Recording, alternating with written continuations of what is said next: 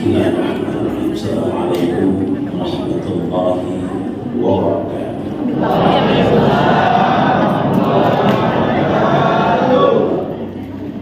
Alhamdulillah wa kafa wassalatu wassalamu ala sayyidina Muhammadin al-Mustafa wa ala alihi wa sahbihi ahli sidqi wal wafa, amma ba'd. Faqad qala Allah Ta'ala fi kitabihil karim wa huwa asdaqul qailin. A'udzu billahi minasy syaithanir rajim. Subhanalladzi asra bi'abdihi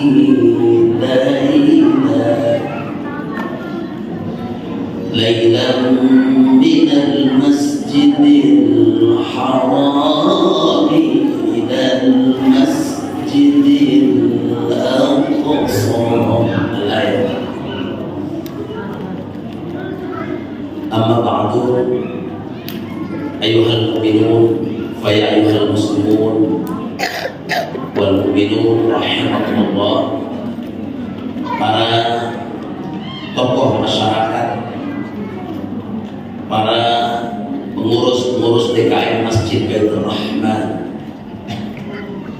mulai dari ketua DKM-nya Ustadz Ridho dan seluruh jajaran pengurusnya, Pak RT, Pak RW, segenap pengurus yang lainnya, ketua majelis ta'lim, ibu-ibunya, semuanya saya tidak sebutkan satu persatu.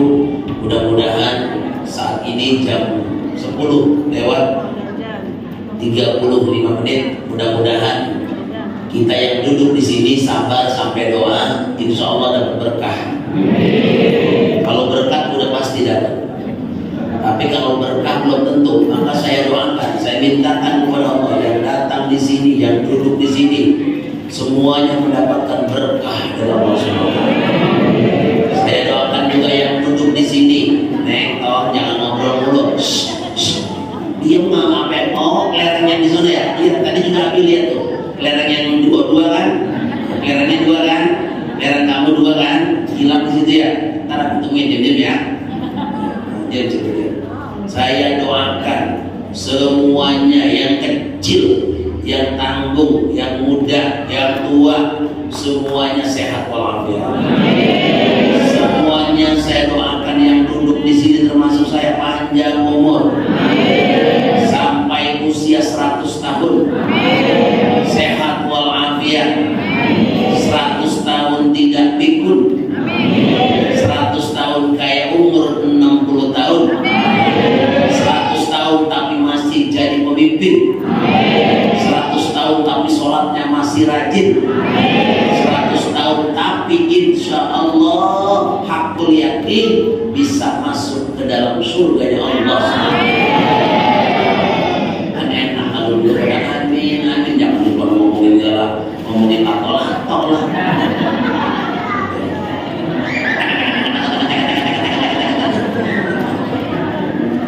Diam ya, pokoknya kalau diem, pokoknya insya Allah jadi menteri. Kalau ribut, saya doain jadi camat. Hadirin rahimahumullah, hari ini saya begitu bahagia. Sekarang ibu-ibunya dengerin, anak-anaknya ngobrol, ibu-ibu jalan tanpa Bu, diam. Hari ini saya begitu berbahagia bertemu dengan sahabat lama saya ini. Dulu 2011 kita ketemu waktu manasik haji. Alhamdulillah sekarang walaupun jauh karena sebenarnya kita jarang ketemu, jarang pada dekat, menjauh banget rasanya karena jarang ketemu. Saya berbahagia bisa bersilaturahmi di sini dan mudah-mudahan kumpulnya kita dikumpulkan nanti di surga. Hari ini kita menyaksikan memperingati peringatan Isra dan Mi'rajnya Nabi besar Muhammad SAW. Saya tidak terlalu banyak menceritakan tentang peristiwa Isra karena sebenarnya peristiwa Isra Mi'raj ini sudah banyak diceritakan baik melalui penceramah-penceramah yang ada di kita ataupun di medsos-medsos lainnya. Kita lihat bagaimana peristiwa Isra Mi'raj itu terjadi begitu dahsyat, begitu sangat luar biasa, begitu sangat menakjubkan, sehingga kita ingin tahu sebenarnya motivasi Allah untuk melaksanakan mengisra dan mi'rajkan baginda Rasulullah untuk apa, itu pertanyaannya. Betul? Betul? Kalau peristiwa Isra Mi'raj itu, bayangkan saja, ini mungkin sedikit saya kulas, saya ringkas menjadi 5 menit. Rasulullah sebelum berangkat dicuci dadanya. Setelah berangkat dari Masjidil Haram ke Masjidil Aqsa, dalam sekian detik udah nyampe melalui kendaraan Buraq kendaraan tercepat yang pernah ada di muka bumi ini, yang Allah ciptakan khusus buat Nabi Muhammad. Berangkat langit 1, 2, 3, 4, 5, 6, 7, satu langit ke langit berikutnya. Perjalanannya kalau perjalanan normal biasa 500 tahun. Ini pakai Buraq super cepat, sehingga dalam kecepatan cahaya ilmu fisika, kalau satu cahaya itu, satu detik itu kecepatannya 300.000 kecepatan. Berarti kalau kita pikir, kalau dia pakai Buraq itu dalam jangka waktu 1/3 malam. Kalau 1/3 malam itu berarti sekitar 4 jam udah keluar dari perjalanan 500 tahun satu lantai langit. Kalau langit berikutnya 500 tahun. Kalau 7 lantai, 7 langit tingkatan langit itu 3.500 tahun baru sampai. Ini dalam ukuran 3,5 jam udah sampai, pulang bolak-balik. Bayangkan saudara, ini kecepatan yang luar biasa yang orang secara akal gak akan percaya. Makanya banyak, maaf, kalau ada profesor, banyak profesor yang tidak mengandalkan iman, tidak percaya peristiwa ini. Dianggapnya peristiwa ini peristiwa bohong, peristiwa cuma ada mimpinya Nabi. Kalau mimpinya Nabi, ngapain? Nabi datang setelah Isra Mi'raj, dia datang berdiri di samping Ka'bah, dia minta, hai seluruh masyarakat Mekah, kumpul. Ngapain? Diceritain. Saya mau cerita yang baru saja saya alami. Apa itu? Aku baru saja di Isra dan Mi'rajkan. Nabi ngomong dengan roh dan jasad beliau, dengan nyata, dengan sadar. Nabi ngomong. Abu Jahal emang orang yang paling dekat sama Nabi. Apa dia bilang? Muhammad, kalau emang benar kamu ceritain itu, udah cerita sama saya, boleh nggak? Saya undang teman-teman saya semua, biar mereka cerita. Kamu cerita ke depan mereka, ke semua orang-orang kafir Quraisy. Ini semua yang ada di sini kamu ceritain. Supaya apa? Supaya mereka dengar cerita kamu. Silakan, diundang semua udah. Datang di situ ratusan orang. Nyata ketika Nabi cerita, gempar semuanya. Yang imannya baru sedikit, murtad. Imannya setengah, murtad, gak percaya. Apa iya manusia bisa nembus ruang angkasa? Betul? Gak masuk akal. Kenapa? Mereka menanggapinya dengan akal. Kalau dengan akal gak bisa. Kita naik pesawat dengan ketinggian 13.000 kaki, jasad kita udah mati, kaku, dingin, beku kita. Tapi ini jangan disikapi dengan akal, harus disikapi dengan iman. Lihat Abu Bakar As-Siddiq, kenapa dijuluki gelar As-Siddiq? Karena dia mempercayai peristiwa Isra Mi'rajnya Rasulullah SAW. Apa kata Nabi? Dia bilang benar, sodaqta ya Muhammad, sodaqta ya Muhammad. Jangankan itu, lebih dari itu kau cerita aku percaya, karena aku tahu selama hidup aku belum pernah melihat kau berbohong. Makanya dijuluki Al-Amin. Bentar ya naik tol. Saya bukan angkot dan malam sengaja nih.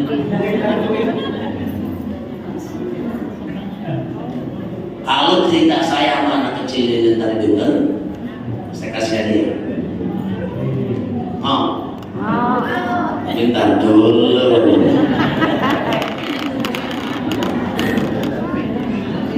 Gua jangan kasih duit yang dihukum di situ. Tadi mau bilang duduk, bagaimana di luar tuh jalan duit. Masya Allah. Gua mah nggak sayang sama duit, nggak keluarin lagi tuh.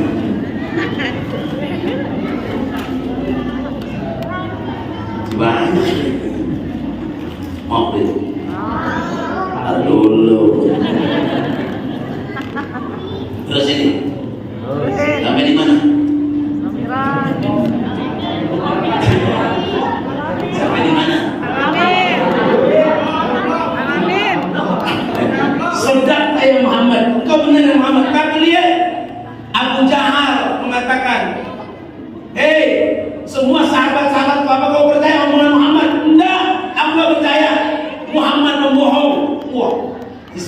itu orang murtad besar-besaran.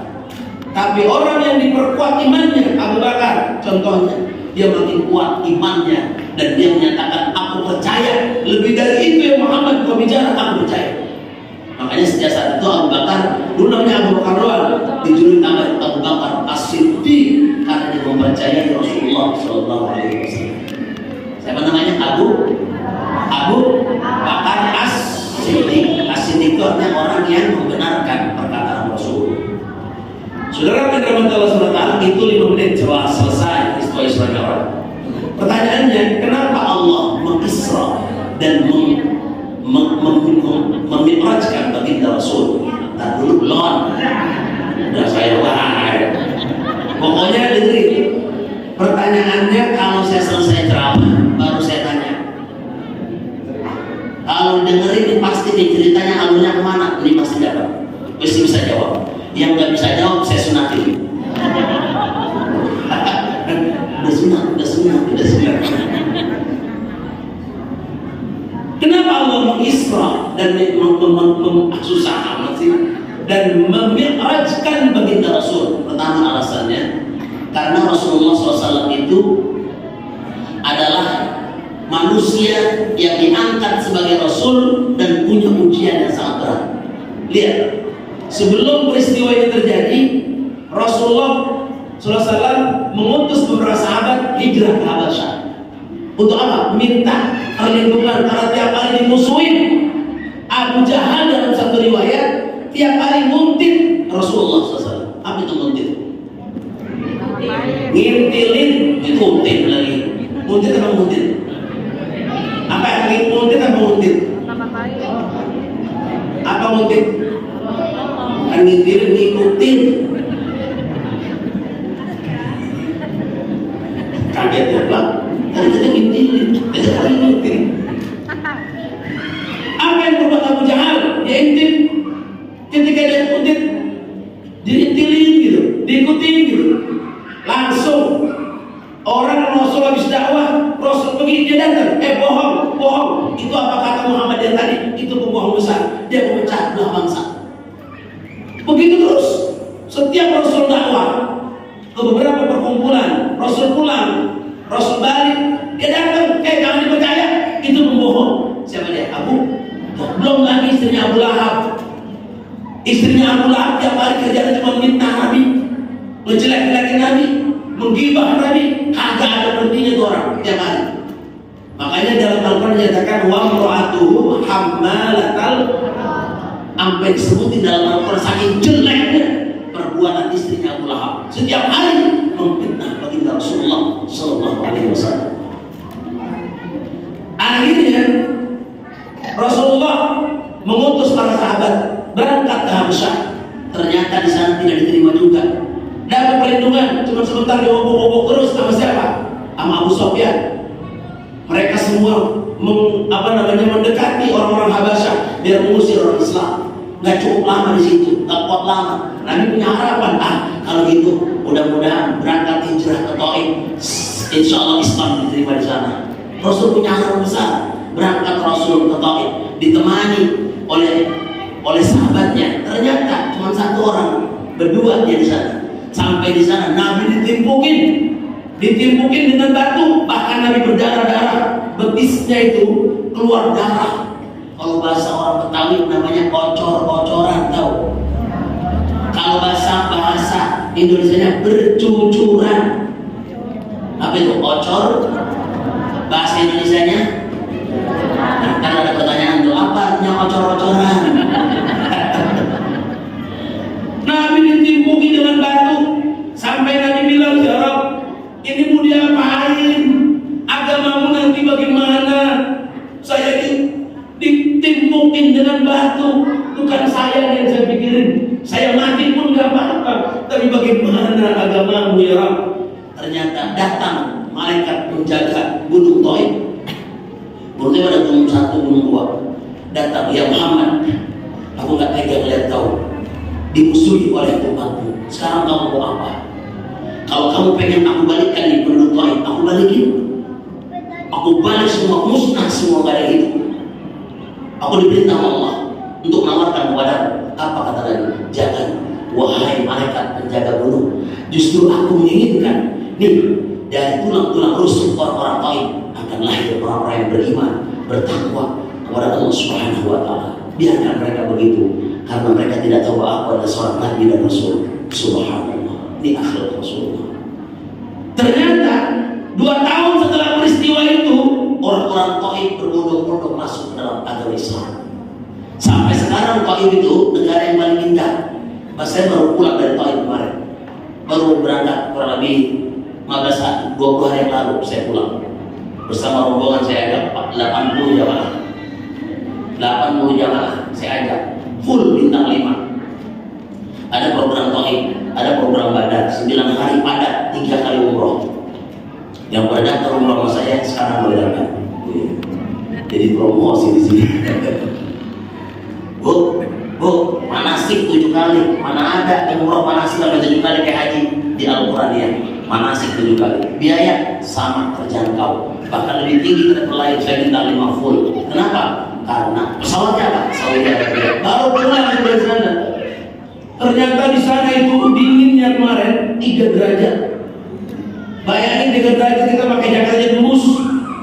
Subhanallah, itu yang dituju oleh Nabi. Kota yang sangat indah.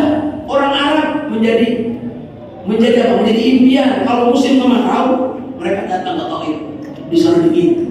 Kalau kita di Indonesia, no, puncak pas, dinginnya kayak apa? Nah ternyata di sana ditimpukin. Nabi sampai sujud. Apa kata Nabi? Jangan ya Jibril, jangan malaikat penjaga gunung, jangan, biarin. Aku pengen berharap mereka nanti akan lahir orang-orang bertakwa. Benar, sampai sekarang Taif, masya Allah, semua masjid berdiri tegak di sana, dan kita lihat di sana masyarakatnya beriman bertakwa kepada Allah SWT. Itu doa Nabi diterima. Betul? Betul? Betul? Nah, belum lagi Taif masih menduga karena Nabi ditimpukin. Nabi tinggal oleh istri tercintanya Siti Khadijah. Belum lagi Siti Khadijah selesai sedihnya, datang lagi. Pertama Abu Thalib dulu meninggal. Baru meninggal Abu Thalib, orang yang sangat berjasa mempertahankan dakwah Rasulullah. Dia rela mati. Bahasanya begini, hei pemuka Quraisy, kalau kamu ingin memusuhi, membunuh ponakanku Muhammad, bunuh dulu. Begitu bahasanya. Kenapa? Dia sangat dihormati Abu Thalib itu. Ternyata dia meninggal. Mana lagi kekuatan Rasul? Ada istri yang selalu menghibur. Meninggal dunia. 2 orang terkasih meninggal dunia. Akhirnya Rasulullah sedih, menangis Rasulullah SAW. Dan tahun itu disebut dengan Amul Husni, tahun kesedihan. Apa namanya? Amul Husni, tahun. Kenapa Rasulullah sedih? Karena ditinggal sama Abu Thalib. Abu Jahal lagi, bukan Abu Thalib. Abu Jahal ya kan? Ditinggal sama Abu Thalib. Apalagi yang kedua oleh istrinya. Siapa namanya? Siti Khadijah. Maka Rasul kalau pagi sore itu sering menung, memaklah dia, menung gitu. Saking cintanya sama Nabi. Jadi cintanya sama Siti Khadijah itu Nabi itu. Siti Khadijah cinta banget sama Nabi. Nabi cinta banget sama Siti Khadijah. Itu sampai kalau Rasulullah sering sore-sore udah kali sama Aisyah tuh suka kangen sama Siti Khadijah tuh. Khadijah, apa kata Aisyah? Ya Muhammad, kenapa sih nyebut-nyebut orang udah mati? Kan ada saya di samping. Apa kata Rasul? Khadijah, kayak Aisyah gak bakalan tergantikan istriku yang bernama itu. Dia rela hartanya habis buat dakwah Islam. Bu, ada ibu nggak sih? Ada, alhamdulillah. Sampai di berapa ini? Ustaz. Sampai di berapa ini? Saya ceramah di sini. Biasanya sampai di berapa di sini? Jam 11 ya? Jam berapa? Jam 11 lewat 15. Oke. Benar jam 11.15 ya? Apa jam 11 saja? Oke, jam 11 saja. Tinggal 5 menit lagi. Nah, yang pertama, mengapa Allah mengisra dan memi'rajkan Rasulullah? Satu, di jawaban pertama, karena Rasulullah SAW ingin memperlihatkan kekuasaannya kepada seorang Rasulullah SAW. Linuriyahu min ayatina, kami akan memperlihatkan tanda-tanda kekuasaan kami kepada Nabi Muhammad. Jika ketika Rasulullah SAW berjalan bersama Jibril dari langit 1, 2, 3, 4, 5, 6, 7, Rasul banyak melihat keindahan-keindahan dan penghuni surga, penghuni neraka, semuanya Rasul pernah dibilang, ini kuburan siapa, wanginya luar biasa, hai Jibril. Dalam perjalanan tuh kata Jibril, ini adalah kuburan Siti Masyiqah. Dia saat ini bersama anaknya, bersama keluarganya, bersama suaminya mempertahankan akidah. Allah masukkan dia dalam surga. Kuburannya aja indahnya luar biasa, wangi harum semerbak. Rasul sampai mencium wanginya luar biasa. Siti Masyiqah. Itu kekuasaan Allah. Dan juga Allah melihat ketika dia ke neraka. Dalam satu riwayat dinyatakan, ini siapa makan daging busuk? Ada daging segar, ada daging busuk. Kenapa ini dia makan daging busuk dengan lahap? Makan lagi kurang, dia makan lagi daging busuk. Makan kurang, dia makan lagi daging busuk. Dia tanya, hai Jibril, ini orang waras apa enggak? Kenapa? Kok ada daging segar, ada daging busuk, dia bilang daging busuk. Yang dia makan daging busuk artinya. Kenapa orang ini? Apa kata ya Muhammad? Dulu waktu dunia orang ini sering makan harta yang haram, termasuk banyak korupsi di dalamnya.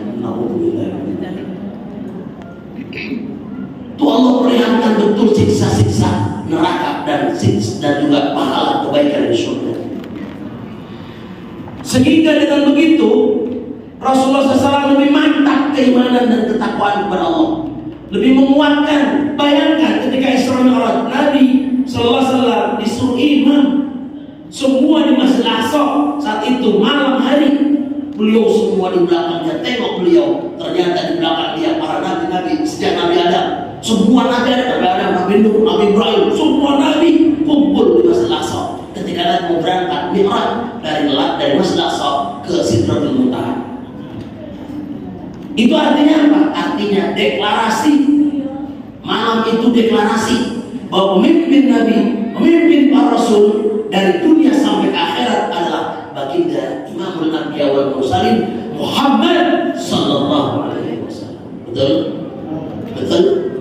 Jadi ini mewakili Nabi. Isra Mi'raj itu mewakili hati Nabi, dan Nabi makin yakin bahwa saya memang Rasul. Saya sebagai hamba Allah, Nabi dan Rasul yang selalu dibimbing oleh Rasul Allah SWT. Ini yang pertama. Yang kedua, dengerin. Yang kedua, peristiwa ini di Isra dan di Mi'rajkan Nabi untuk apa? Pertama ya, tadi sudah. Yang kedua, untuk memantapkan jiwa Rasulullah dan mengajarkan kepada orang-orang di sekitar bahwasanya peristiwa ini benar-benar terjadi dan itu adalah kekuasaan Allah, sehingga orang-orang yang mengatakan bahwa peristiwa ini hanya mimpi, nggak mungkin jasad bisa menembus ruangan angkasa, meledak. Tapi Allah bisa memberangkatkan Nabi Sulaiman dengan angin yang kencang tentaranya. Nabi Musa bisa memukul tongkatnya dan terbelah lautan. Apa yang tidak mungkin bagi Allah, semua bisa mungkin terjadi. Apalagi cuma hanya memberangkatkan Rasulullah ke langit 1, 2 sampai 7, itu semua adalah kehendak Allah Subhanahu wa taala. Makanya kenapa malam hari terjadinya? Pertama, kalau malam hari itu terjadinya tempat berkhalwat. Li'annahu kan gini, ada dalam kitab itu dinyatakan bahwa li'annal laila, karena malam hari itu al-waqtul khalwah, waktu tempat berkhalwat. Sehingga kalau waktu tempat berkhalwat itu di mana kita kalau malam, coba zikir malam dan zikir siang enakan mana? Malam itu kita menyendiri di kamar kita sendiri, setelah sejadah, pegang tasbih, rasanya kita begitu mendapatkan tempat yang sangat dekat dengan Allah SWT. Tempat kita berkhalwat, makanya dipilihlah Isra Mi'raj pada malam hari. Yang kedua, malam hari itu untuk memberikan statement kepada orang-orang Yahudi. Orang-orang Yahudi mengatakan, orang filosof mengatakan, filsafat Sehingga Allah kabarkan peristiwa yang terjadi malam hari supaya bisa mendegradasi orang lain semuanya, bahwa malam itu bukan celah, malam itu bukan hina, tapi malam itu adalah kemuliaan. Lihat, bukankah Rasulullah menerima Al-Quran di Gua Hira terjadi pada malam hari? Datang Jibril peluk Rasul, Rasul sampai ngap-ngapan, hampir nggak bisa napas, nyesek di perutnya kenceng. Dibilang Iqra ya Muhammad, ma'ana bi qari, saya nggak bisa baca. Iqra ya Muhammad, ma'ana bi qari, aku nggak bisa baca. Ikuti saya, Iqra bismi rabbikal ladzi khalaq, khalaqal insana min 'alaq, Iqra wa rabbukal akram, alladzi 'allama bil qalam, 'allamal insana ma lam ya'lam. Berapa tuh? Berapa ayat? Surat pertama turun berapa ayat? 5 ayat.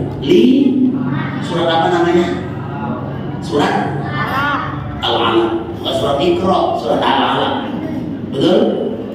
Nah, di situ Rasulullah SAW menerima wahyu malam hari itu, bukan siang, malam hari. Artinya, lihat, Lailatul Qadar, Lailatul Qadri khairun.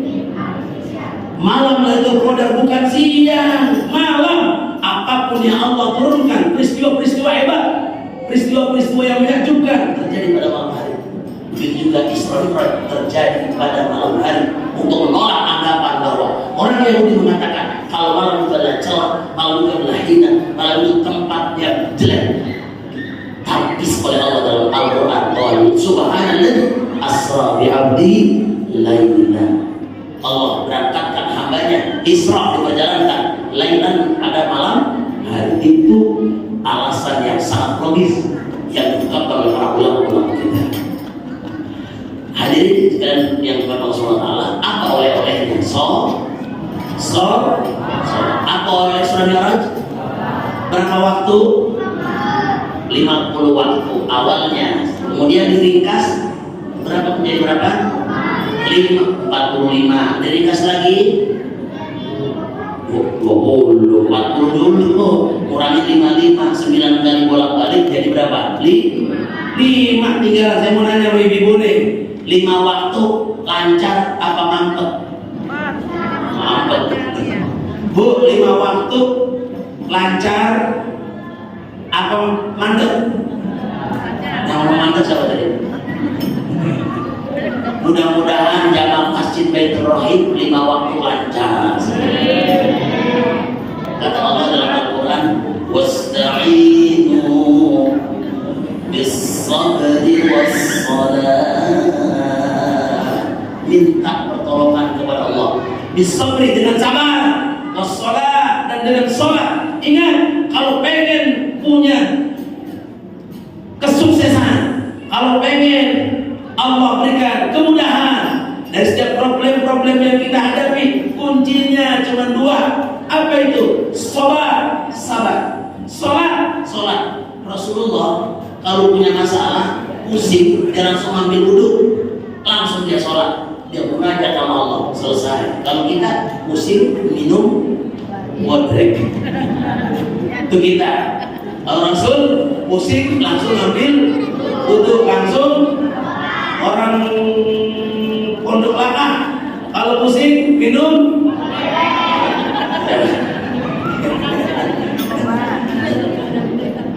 jangan. Rasul lagi puyeng, apa dia bilang? Ya Bilal, adin, suruh adzan. Allahu Akbar, Allahu Akbar, langsung hilang tuh pusingnya lagi.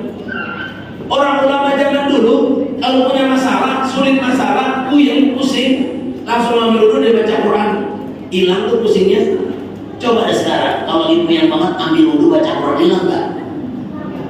Hilang nggak katanya? Bisa bikin tambah puyeng gitu. Kenapa? Kita mah masalahnya banyak dosa, jarang Bu. Ibu kalau maghrib nih, biar dosanya diampuni tiap hari, amin. Menjelang maghrib itu dalam kitab Al-Bidayah wa Nihayah karangan Imam Al-Ghazali dikatakan di situ. Jadi dikatakan di dalam kitab itu gini, kalau sore, Bu, menjelang sore, kita menjelang maghrib nih, ibu, bapak semuanya ambil wudhu. Ngapain tuh? Menanti maghrib. Terus kita suruh ngapain? Baca tasbih. Berapa? Subhanallah wa bihamdihi subhanallahil azim. Boleh. Atau subhanallah subhanallah subhanallah 100 kali. Baca berapa Bu? Tasbih 100. Tasbihnya gimana? Subhanallah wa bihamdihi subhanallahil azim. Kalau nggak bisa, subhanallah, subhanallah, subhanallah. Berapa kali? Yang kedua, istighfar. Bu, istighfar. Bagaimana? Astagfirullahaladzim, astagfirullah. Berapa kali? 100 kali. Menjelang maghrib ya, menjelang maghrib. Apa kata dalam kitab itu? Maka orang yang membaca tasbih 100 kali, istighfar 100 kali, maka Allah Subhanahu wa taala akan mudahkan dia dalam menghadapi sakaratul maut. Yang kedua, Allah Subhanahu wa taala akan mengampuni dosa-dosa orang itu meskipun dosanya sebesar buih dalam lautan. Tiap hari. Jangan ini mah tiap sore menjelang azan jam 5, menjelang maghrib, bulan puasa ngabuburit. Naik motor mana? Ayo ikut. Naik motor jalan-jalan, pas maghrib baru nyampe. Padahal nih, biar tahu ya. Oh, apalagi bulan puasa menjelang maghrib, doa-doa orang itu akan diterima manakala dia berdoa kepada Allah SWT. Jadi banyakin doa tuh. Jangan menjelang maghrib nonton TV. Sinetron yang ditonton. Dulu waktu maghrib, menjelang maghrib ada selama sinetron Aisyah. Dulu, kalau sekarang udah nggak ada. Aku sekarang judulnya, belum tahu saya juga. Ya, Bu. Besok nih Ramadan menjelang maghrib banyak tasbih 100, istighfar 100. Apa lagi? Yang kedua, kata Nabi dengerin. Yang kedua kata Imam Ghazali, bukan kata Nabi. Kata Imam Ghazali, yang kedua baca surat Asy-Syams wasyamsi wa duhaha. Kalau nggak hafal ambil Quran, baca sambil baca. 1 kali aja cukup. Wasyamsi wa duhaha wal qamari idza talaha wan nahari idza jallaha, dan seterusnya. Yang kedua baca surat Al-Lail 1 kali. Wal laili idza yaghshaha wal qamari idza talaha wan nahar. Terus baca wal laili asy-syams wasyamsi, al-lail wal lail. Yang ketiga baca surat Al-Falaq 1 kali. Baca keempat surat An-Nas 1 kali. Apa Bu? 1 surat. Ya, ibu mau lupa. Pak, suratnya apa Pak? 1 Asy-Syamsi, Asy-Syams 2, Al-Lail 3, Al-Falaq 4. Ini kalau dibaca Allah hindarkan kita dari keburukan apapun. Kalau dibaca segala hajat dipenuhi. Dan itu dalam kalimat terakhirnya, kalau dibaca sama orang ini maka rizquhu kal matar. Rezekinya seperti hujan yang sangat besar yang basahi bumi. Ini kalau dibaca tiap hari, insya Allah saya doain jadi orang kaya. Itu aja kuncinya tuh. Imam Ghazali yang nyuruh, bukan saya. Itu dalam kitab Al-Bidayah wa Nihayah. Apa Bu? Yang pertama? Tasbih. Samsi lagi. Tasbih berapa kali? Yang kedua istighfar berapa kali? Baca surat apa lagi? Asy-Syamsi. Kedua Al-Lail 3, Al-Falaq 4. Nah, kalau dibaca rezekinya banyak ya udah. Amin. Mudah-mudahan yang di sini saya doain semoga jadi orang kaya. Biar orang kaya aminnya kenceng bener nih. Mudah-mudahan semuanya masuk surga. Ya Rabbal. Itu saja yang perlu saya sampaikan pada peringatan Isra Mi'rajnya. Dan sholat merupakan kunci semua ibadah. Ingat, tadi sudah katakan, saya nggak baca ini, tapi minimal itu mengenal. Kalau kita pengen masalah kita teratasi, semua problem kita teratasi, sholat. Banyakin sholat tahajud, banyakin sholat sunat duha. Kalau pengen duha, kalau pengen dibangunkan mahligai istana di surga, pada saat kita meninggal dunia, Allah siapkan bangunan mahligai istana di surga. Kata Nabi, jangan pernah meninggalkan setiap hari sholat. Berapa lama sholat sunat duha? Berapa lamanya? 12 rakaat. Dalam hadis Rasulullah SAW dijelaskan, siapa orang yang sholat sunat duha setiap hari nggak putus 12 rakaat, maka Allah akan bangunkan mahligai istana di surga dari Allah SWT. Bu mau surga surga enggak? Mau dibangunkan mahligai istana enggak? Tiap hari mau? Tiap hari kita ada di surga itu mau? Di istana itu mau? Didampingi oleh bidadara mau bu? Didampingi oleh bidadari mau enggak? Mau kan? Salatnya satu berapa? Sholat sunnah duha tiap hari berapa? 12 rakaat. Yang 11 12 bukan 12 tanpa salam. 2 rakaat salat bangun lagi, 2 rakaat salam bangun lagi. Jadi 2 rakaat salam 2 rakaat semua jumlahnya 12 rakaat. Ini oleh-oleh daripada peristiwa Isra Mi'raj sholat 5 waktu. Makanya bagi ibu baik Masjid Baitur Rahim, sholat dalam kondisi apapun jangan ditinggal. Betul? Betul? Jangan ditinggal. Kenapa nggak boleh ditinggal? Karena kalau ditinggal itu akan menjadi masalah. Nanti kita bisa masuk ke dalam neraka gara-gara ninggal sholat 1 waktu. Paham bu? Gara-gara ninggal sholat 1 waktu. Maka pengen supaya dapat pahala terus, jangan lupa sholat jangan pernah ditinggal. Terakhir sebelum saya tutup ceramah yang singkat ini, dengerin. Nabi katakan ada 3 golongan, salah satu nafarin, 3 golongan orang yang Allah Subhanahu wa ta'ala yudhilluhumullahu fi dhilli arsyihi yauma la dhilla illa dhilluh. Ini 3 golongan. 3 golongan orang yang akan mendapatkan perlindungan di hari kiamat ketika orang lain tidak mendapatkan perlindungan, tapi kita semua yang ada di sini insya Allah mendapatkan perlindungan. Amin. Apa yang 3? Nih adik-adik dengerin. Yang 3 apa nih? Ntar saya tanya. 1 kata Nabi, al-mutawaddi bil makarim, orang yang setiap hari wudhunya nggak pernah batal. Asal batal wudhu. Di pengurus DKM Masjid Jami Baitur Rahman, saya yakin udah ngamalin nih, ya. Habis batal wudhu lagi, batal wudhu. Termasuk mau tidur. Kalau mau tidur, sebelum tidur wudhu dulu. Walaupun lagi tidur kita megang-megang bini kita atau megang suami kita, orang tidur gak terasa, betul?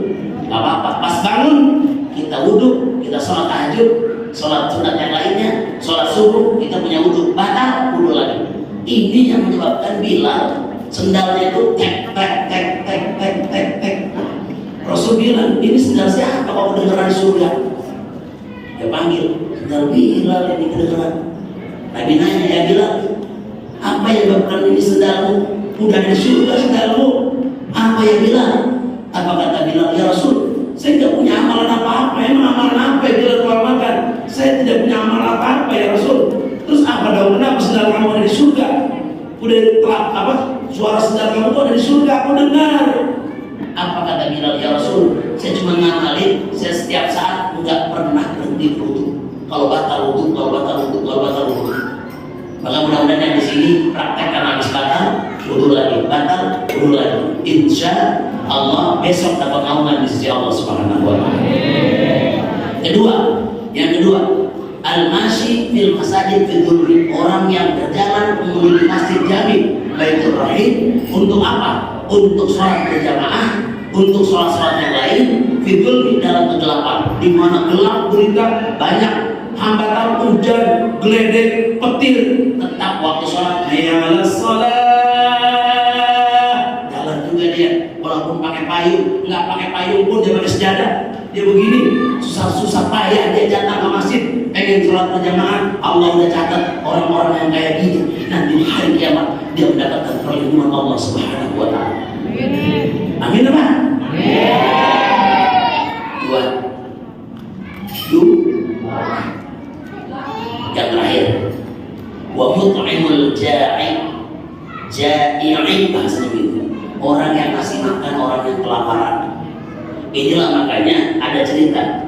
Dulu zaman Nabi Ibrahim ada seorang sahabat Nabi Ibrahim namanya Tamliha. Siapa namanya? Tamliha ini ngomong, ya Ibrahim, ya Nabi Allah Ibrahim, saya besok mau nikah pagi. saya mau minta didoain biar pernikahan saya lancar, berkah dan tidak kendala. Apa kata Nabi Ibrahim? Baik, silakan saya doain biar lancar. Baru 10 langkah dia jalan, ternyata itu orang datang malaikat Israel mengatakan, hai Ibrahim, sahabat kamu yang tadi minta doa mau nikah besok, berdasarkan catatan besok saya ambil umurnya sebelum datangnya waktu subuh. Nabi Ibrahim ngomong gini, sahabatku besok menunggu mati begitu. Kagak jadi, kenapa? Ntar jadi pingsan, mati dulu kan, belum waktunya. Dalam hari itu urusan malaikat Israel. Ternyata itu tak melihat mimpi, malam hari dia bermimpi, dia tidur.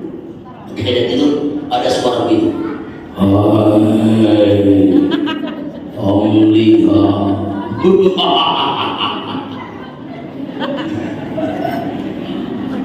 Kenapa tuh? Tidur. Jangan tidur lagi. Emang suara kita lagi begini. Udah makan soto? Kalau di sini makan soto ya, jangan ngantuk ya sehatnya.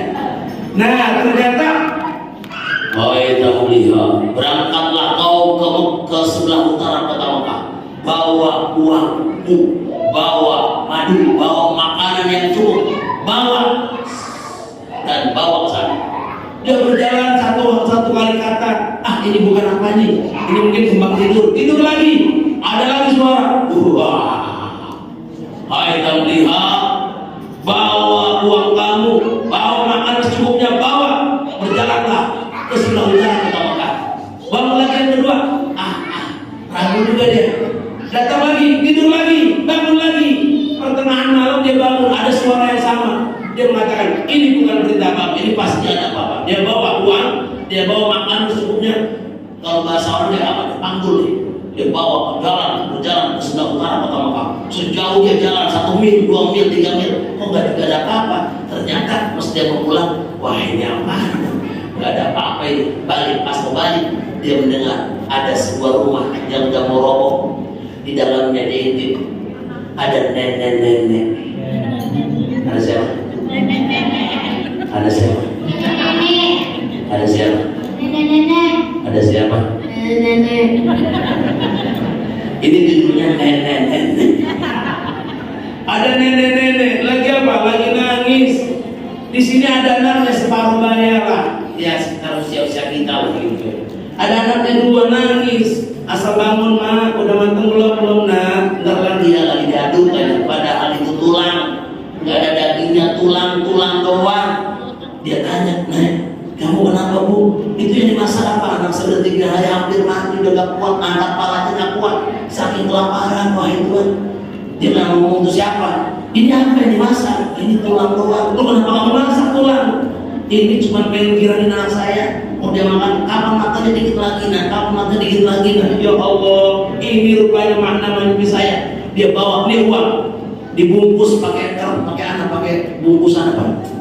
Kalau dulu kan kalau naruh duit pakai kantong ya, kayak yang kantong yang ada talinya kan. Nah, ini uang, insya Allah cukup untuk berapa bulan.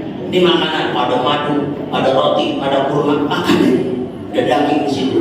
Pas dia bangun, nah ini ada makanan, ini makanan, ada madu, ada roti, ada susu, ya semua. Langsung anak nyantap berdua. Ibunya itu makan karena ibu juga lapar. Ternyata anaknya bilang terima kasih Pak, nilai udah gak ada. Ya siapa yang ngasih saya tadi? Ayo kita berdoa, ya Allah, panjangkan umur orang yang tadi ngasih makanan. Kita nggak tahu siapa, tapi dia baik banget. Anak kita ngasih uang juga. Ya Allah, panjangin umurnya ya Allah, sehatin badannya. Ternyata 30 tahun setelah peristiwa itu, dia ketemu Nabi Ibrahim utang lihat. Ya Ibrahim, terima kasih engkau doakan saya, pernikahan saya lancar saat itu. Saat ini saya dikaruniai anak yang soleh-soleha dan saya sehat sebagaimana biasa. Kata Ibrahim bengong dia. Waduh, ini malaikat Israel penyebaran berita hoax. Apa kata Nabi Ibrahim? Hai Israel, kamu bohongi saya. Dulu mau bilang ini mau mati, mau dicabut umurnya menjelang waktu subuh. Kok sekarang masih hidup? Apa kata dia? Benar, wahai Ibrahim, Nabi Allah, aku mau cabut. Kata aku mau cabut, ternyata Allah perintahkan, hai malaikat Israel, jangan kau cabut dulu umurnya. Kenapa ya Rob? Kontraknya udah habis. Apa kata dia?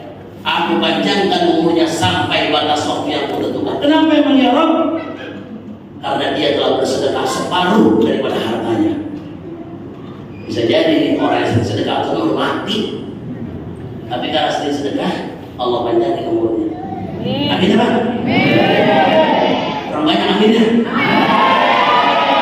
Makanya banyak sedekah menjadi umur. Amin. Kata Nabi, as-shadaqatu tarukul bala wa tatul umur. Sedekah bisa nolak bala, penyakit yang datang sama kita tertolak. Dan bala artinya apa?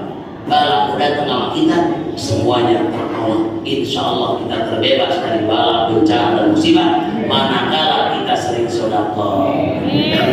Amin ya Rabbal. Nih, belum. Siapa yang mau tunjuk tangan dan pertanyaan? Abdul. Siapakah orang yang akan dinaungi di akhirat kelak, dapat naungan di sisi Allah? 3 golongan. Sini saya.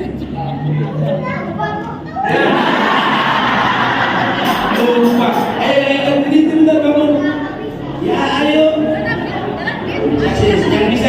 Yang bisa maju. 3 golongan tadi, ayo maju. Mana? Ya, kagak ada yang inget. Ayo, siapa bisa? Oke, bisa kamu. Sini. Oh lupa. Bandingan yang kedua, yang kedua, siap. Siapakah sahabat Nabi Ibrahim? Sini.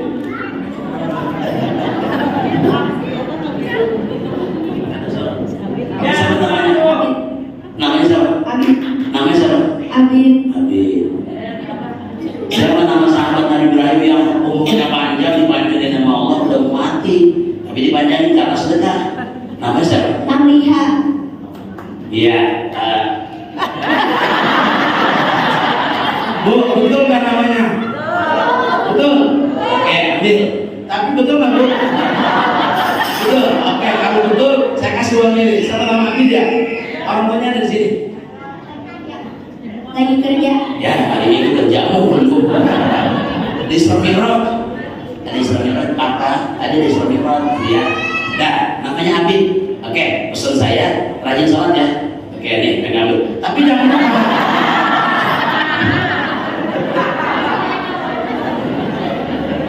Satu lagi, ya. Siapakah tangan? Siapakah sahabat Nabi yang percaya dengan peristiwa?